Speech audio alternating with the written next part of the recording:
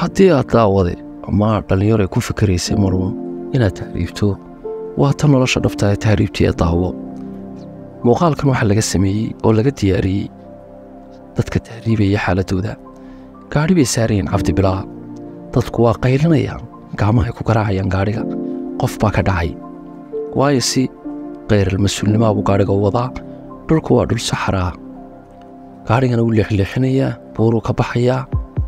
markii qayliyan wuxuu joojin maayay qofkii su'aalan waa raacinaya darwal waa qoslayaaba isagii saaxiibkii qorna way sitaan uma hadli karaan ninkii soo tahriibay halkan soo maray Yurub jooga maanta uu garanayaa waxaana ka sheekaynayo ama filimkan laga metelay imika gaadhigii buu dadkii ku wadaa qof waliba fartu wadnaha ku haya oo xisliye goornada ka dhacaysa dadka muslimiinta dhaqmaayo wuxuu ka soo qaatay qof walba lacag waaliya sida shinnidana uu soo rasay isagu markuu ka soo dhamaysto halka dhexda waxa ku sii sugaya saxaraa bartankeeda nin kale oo liibiyaano magafaan kalena isaguna dadku ka tirsan doona sida xoolaha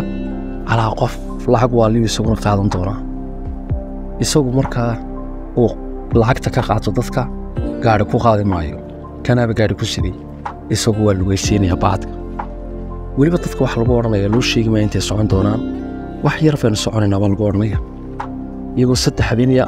4 habeen iyo 3 maalmood soconaya ama 4 habeen iyo 4 maalmood ayaa lagu odhanayaa 4 saacadood baynu soconaynaa qofku sahay ma sito wuxuu culustiisa oo iska dhigay wax soo hadhow wada gaadhaysa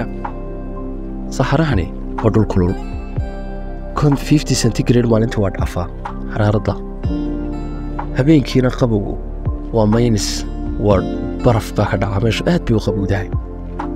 maalintii haddaad istiraado koor xidho koorka bacadkaana jidan karin waad ka tuuraysaa ninkii soo tahriiba u garanaya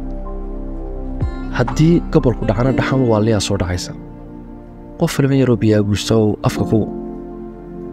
qalaylka kaga ilaalinaya intaasina markay doontaa ay kaa dhammaanaysa waxyaabaha dadka sii dila waxaa ka mid ah ogaanshaha inuu qofku ogeyn 3 cisho dambe ama 4 cisho dambe sii soconayo maalin oo dhan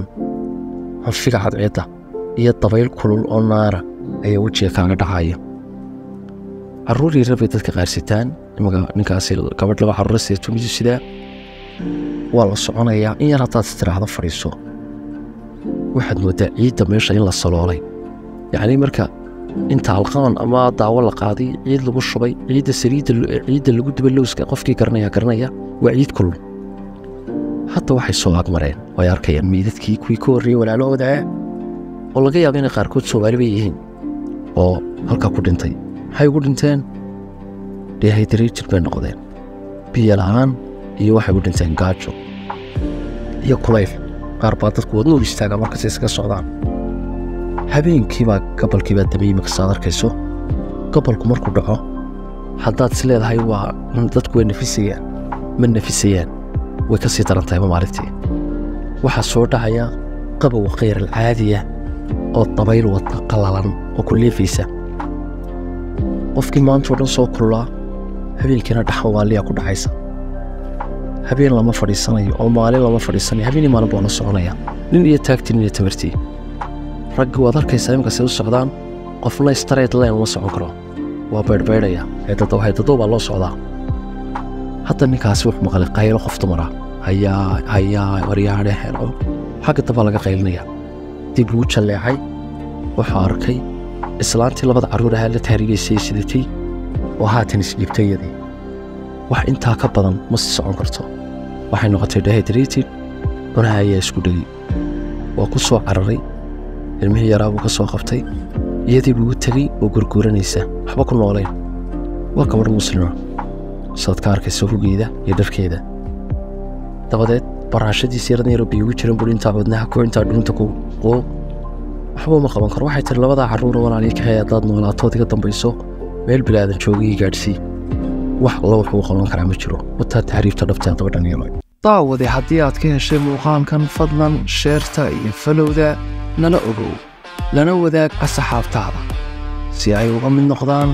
dadka halkan ka daawada muuqaalada xiisaha leh thank you